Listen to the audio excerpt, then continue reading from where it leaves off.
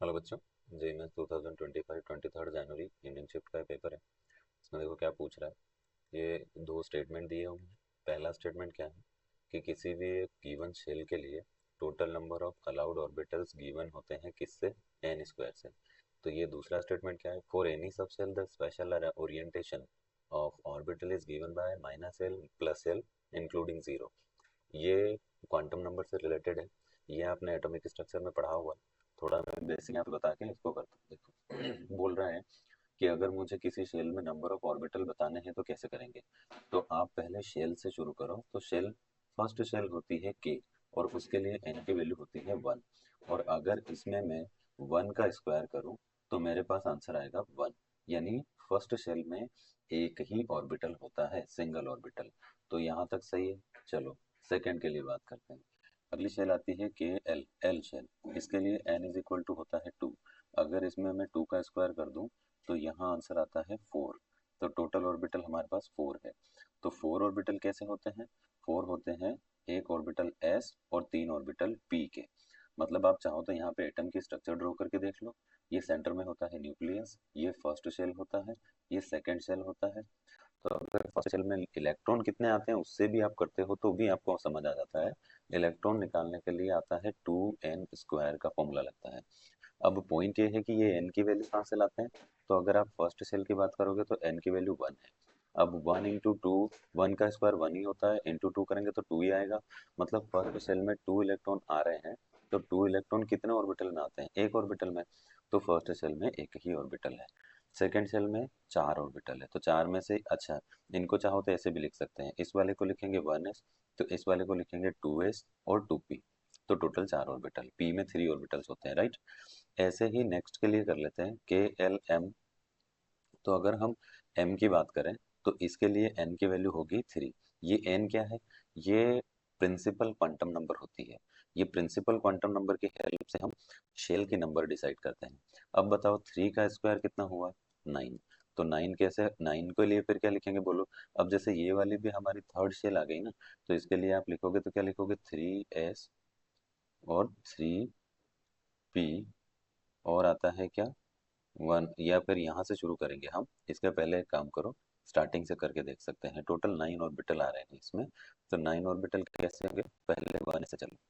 तो one S, फिर to S, और फिर टू पी।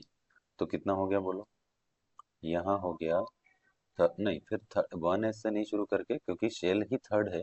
तो थर्ड की बात कर रहा है तो थ्री से ही करते हैं। तो थ्री एस, थ्री पी और थ्री डी, बस ये तीन ही होती है इसमें। तो थ्री एस में वन ऑर्बिटल, थ्री पी में थ्री ऑर्बिटल, तो टोटल हो गए कितने, फोर। और फोर प्लस डी में फाइव ऑर्बिटल्स होते हैं, तो टोटल फाइव ऑर्बिटल्स हो गए। तो ऐसा करके वन टू थ्री फोर और ऐसा करके टोटल नाइन ऑर्बिटल्स इसमें आ जाते हैं। यानी पहला स्टेटमेंट आप हमारा बिल्कुल करेक्ट है कि किसी भी एक पर्टिकुलर शेल के लिए हम अगर एन का स्क्वायर कर दे तो उसके अंदर कितने ऑर्बिटल है वो पता चल जाता है। सेकेंड स्टेटमेंट भी कुछ इसी से मिलता जुलता है। वो कैसे है देखो, वो कह रहा है कि ऑर्बिटल्स जो है वो हमें माइनस एल प्लस एल से रिप्रेजेंट किए जा सकते हैं। अब कैसे करना होता है मैं बताता हूँ।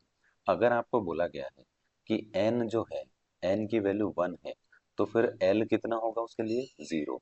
क्यों, क्योंकि एक कम होता है। जैसे इसको बोलते हैं प्रिंसिपल क्वांटम नंबर, इसको बोलते हैं एजीमुथल क्वांटम नंबर। तो अगर एन की वैल्यू वन होगी तो एल की वैल्यू हमेशा एन से एक कम होगी, तो जीरो होगी।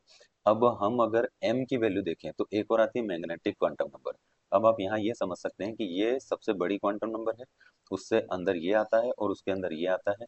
तो हम अगर कहें कि एल की वैल्यू अगर जीरो है तो एम की वैल्यू भी जीरो ही रहेगी।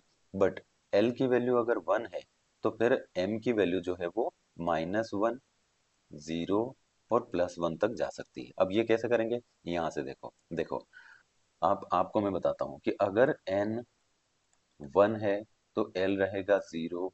तो एस सब शेल आती है, कौन सा एस।